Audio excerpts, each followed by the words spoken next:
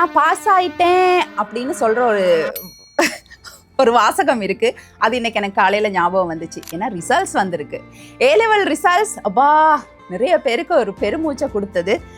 மற்றது நிறைய பேருக்கு தெரிஞ்சாக்களுக்கு கால் பண்ணி கேட்கணும்னு நினைச்சாலும் சேச்சே தச்செல்லாம் ரிசல்ட்ஸ்ல கொஞ்சம் அப்படி இப்படின்னா நம்ம கஷ்டப்படுத்தக்கூடாது அப்படின்னு யாருக்கும் காலும் பண்ணல. இருந்தாலும் எக்ஸாம் எழுதுன எல்லாருக்கும் ரிசல்ட்ஸ் வந்த எல்லாருக்கும் மனமார்ந்த வாழ்த்துக்கள். எது எப்படியா இருந்தாலும் அது தைரியமா அழகா சந்தோஷமா ஏற்றுக்கொள்ளுங்க. வாழ்க்கை இதோடு முடிஞ்சு போறது இல்லை.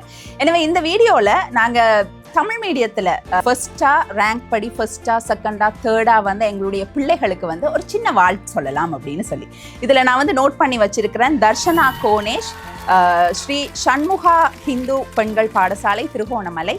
அவங்க பயோல 3rd ரேங்க் வாங்கியிருக்காங்க. ஸோ தர்ஷனா வாழ்த்துக்கள்.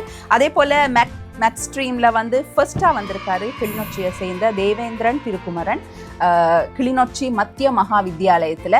எனவே உங்களுக்கும் மனமார்ந்த வாழ்த்துக்கள். அது மாத்திரமல்ல வணிக பிரிவில் காத்தான்குடி மத்திய மகா வித்தியாலயத்தில் முகமது சுபைதீன் நீங்கள் ஃபர்ஸ்ட் ரேங்க்ல வந்திருக்கிறீங்க. வணிக பிரிவில் வாழ்த்துக்கள். அதே மாதிரி கலை பிரிவில் 2nd ரேங்க்ல தேவிபாலிகாவில் ஆலியா சைனப் நீங்களும் 2nd ரேங்க்ல வந்திருக்கிறீங்க. வாழ்த்துக்கள் பிள்ளைகள்.